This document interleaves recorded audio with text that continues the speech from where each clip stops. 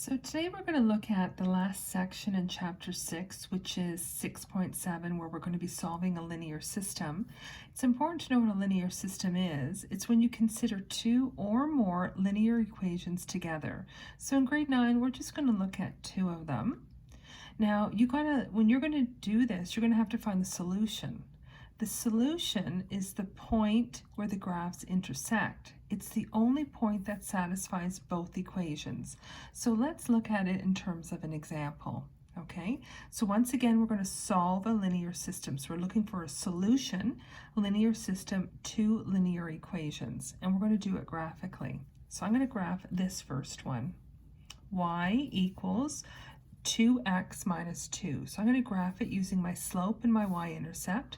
So remember, this is in the form y equals mx plus b. My b value is -2. Once again, you plot -2 first. Again, this method is easiest if you go by a scale and a space of 1. So the next thing I do is I look at my slope, which is 2. Remember, slope ratio of your rise over your run. Because my rise is positive, I go up and I go up 2. The run is positive, I go to the right 1, so I go up 2 over 1, and I do that a few times.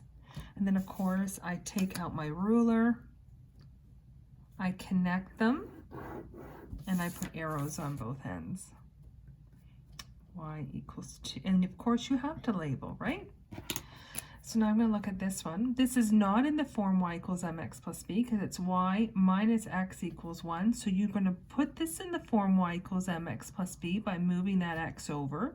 So y equals x plus 1. So once again, I plot my b value, which is +1. My slope, remember there's a 1 in front of that x. So again, it's a ratio of my rise over my run. So this is 1 over, and every whole number once again has a denominator of 1. So rise up 1 to the right 1. So up 1 over 1, and we do that a few times. Okay, we get our ruler out and we connect it. Once again, arrows, and we label it. Now it's important to actually find the solution. The solution is the point, so it's an ordered pair. It's an XY point where the graphs intersect. So right here, that's my solution. You have to tell me what the solution is. The X value is 3. The Y value is 4. That's your solution. Okay, now we're going to check it to make sure we did it correctly. We check both equations, not just one. So I'm going to write both of them out. Okay, I'm going to do like I did in chapter 4 with left side, right side. My left side is y, my right side is 2x minus 2. I sub in my solution, so x is 3, so 2 times 3 minus 2, and my y is 4.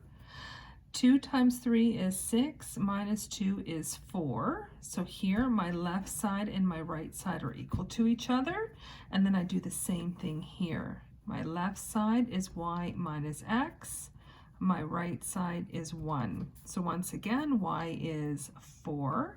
Subtract my x, which is 3, which is 1. So my left side and my right side equal, so I know this is my solution. So since left side equals right side, the solution is 3 and 4. Okay, so once again, to solve a linear system, you graph both of them on the same grid. You see what point they intersect at. That is your solution, and you write the x value and the y value.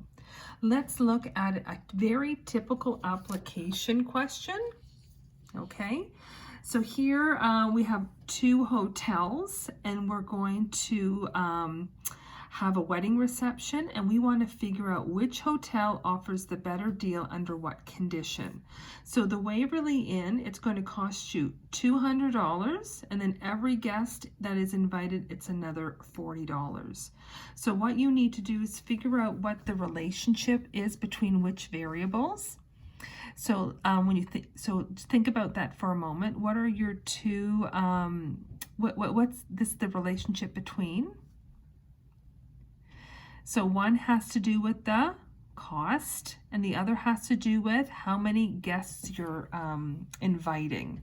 So you will introduce let C represent the cost, and I'm going to say let N represent the number of guests.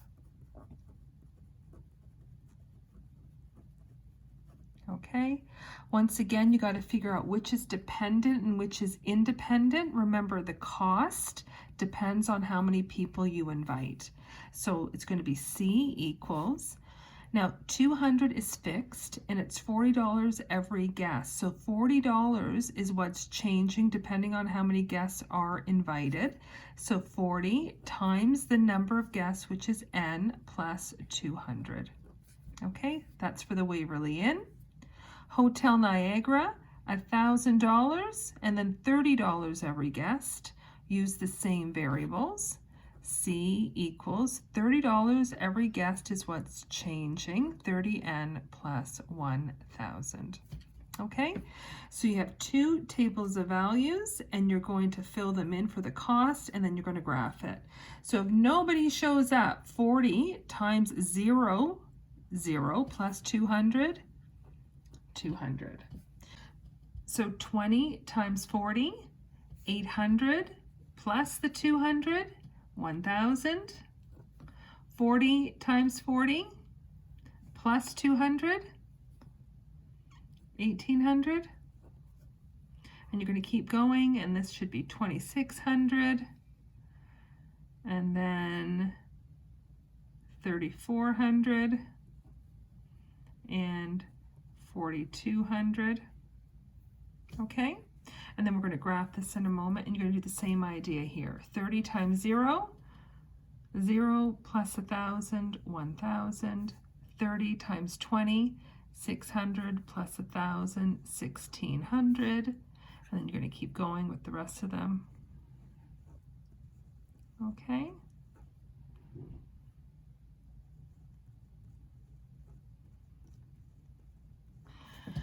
You're going to graph both of these on the same grid. So I graphed both of these tables on the same grid.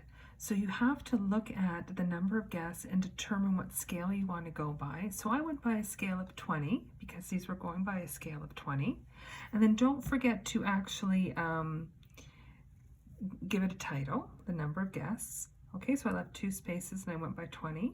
And then the cost, the lowest amount was 200. The highest amount was 4,200. So again, you got to decide what scale you want to go by. So I went by a scale of 200. Okay, don't forget to give it a title and to label the vertical and the horizontal axes.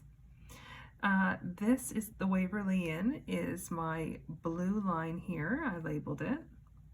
Hotel Niagara is my green line here. Okay, I've labeled it also.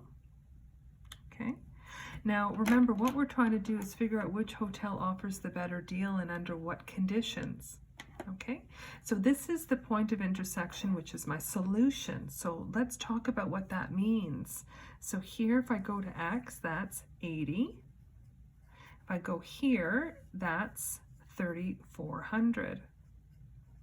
Okay, if you notice, it's also in the table here and here. So let's think about what this solution means under these circumstances. So what it means is both hotels charge the same amount if 80 people come to the wedding. Okay, so at 80 people, it doesn't matter which hotel you pick, the Waverly Inn or the Hotel Niagara. Let's see what happens before the point of intersection. So less than 80 people. Which hotel should you pick if you're basing everything on cost?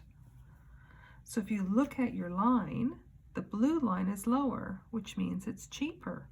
So if you're going to invite less than 80 people, the Waverly Inn would be cheaper. And if you look at your table, you can see the same thing. These numbers below 80 are cheaper than these numbers here. But Waverly Inn isn't always the cheapest. What about after the point of intersection? Now this green line is lower, which is the Hotel Niagara. So if you're going to invite more than 80 people, now it's cheaper to pick Hotel Niagara. And again, if you look at your table, at 100 guests, this is 4,200. 100 guests here at the Hotel Niagara is 4,000. So this question, which hotel offers the better deal and under what conditions? It's not just one answer. You have to tell me when it's the same, that's your point of intersection. What happens before the point of intersection, which one's cheaper? What happens after the point of intersection, which one's cheaper? So it's summarized right here. Okay, so this is my solution. Remember, is the point of intersection 80 guests, $3,400. So what does that mean? At 80 guests, both hotels charge the same amount of $3,400. Now, if less than 80 guests are invited, choose the Waverly Inn. Why? Because it's cheaper. If more than 80 guests are invited, choose Hotel Niagara. Why? Because it's cheaper. That's it.